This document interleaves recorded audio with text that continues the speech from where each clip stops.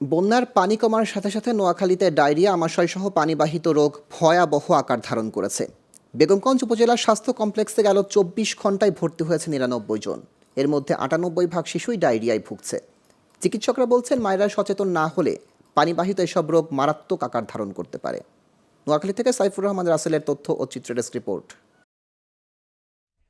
নোয়াখালীতে বন্যার পানি ধীরে ধীরে কমতে থাকায় উন্নতি হয়েছে পরিস্থিতির। তবে দীর্ঘ সময় পানিবন্দী থাকায় বিভিন্ন স্থানে বাড়ছে সংকট।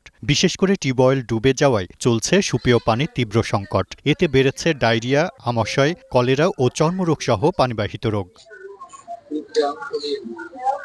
নোয়াখালীর বেগমগঞ্জ উপজেলা স্বাস্থ্য কমপ্লেক্সে মাত্র এক সপ্তাহে মোট ডায়রিয়া রোগী এসেছে 964 জন। এর মধ্যে ভর্তি হয়েছে 420 জন। আর গেল 24 ঘন্টায় ডায়রিয়া আক্রান্ত 99 জন ভর্তির মধ্যে 98 জনই শিশু।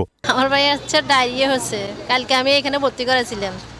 আজকে আমার বাচ্চা একটু সুস্থ আছে, তাই রিলিজ করে দিচ্ছে। বিগত কয়েকদিন ধরে ডায়রিয়া অসুস্থ, তো কয়েকবার হাসপাতালে আনছি। এখানে আমরা পর্যাপ্ত পরিমাণ কোনো ওষুধ পাইতেছি না। ওষুধগুলি আমরা বাইরের থেকে কিনে আনতেছি, এরপর আমরা ডাক্তারের কোনো সেবা পাইতেছি না।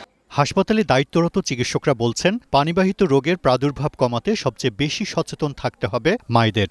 ডায়রিয়া নিয়ে আসে, সামান্য সিমটম আছে, ওদেরকে আমরা ডে কেয়ার বেসিস চিকিৎসা দিচ্ছি। আর যারা একটু খারাপ আছে, ডিহাইড্রেশন বেশি, তাদেরকে আমরা ভর্তি করে আইভি ফ্লুইড থেকে শুরু করে সকল ধরনের আমরা চিকিৎসা দিচ্ছি। এই শিশু রোগী যদি ডায়রিয়া থেকে পরিত্রাণ রাখতে চাই, আমরা প্রথমত আমরা মা বাবাকে সচেতন হতে হবে। বিশেষ করে পানি ফুটায় খাইতে হবে। যেমন পানি বিশুদ্ধকরণ ট্যাবলেট আমাদের হসপিটালে আছে পর্যাপ্ত পরিমাণে, আপনারা পানি বিশুদ্ধকরণ ট্যাবলেটগুলো নিয়ে যাবেন। রেকর্ড সংখ্যক ডায়রিয়া রোগী ভর্তির বিষয়টি নিশ্চিত করে ডায়রিয়া প্রতিরোধী সমন্বিত উদ্যোগ ও সচেতনতার কথা জানালেন উপজেলা স্বাস্থ্য কর্মকর্তা।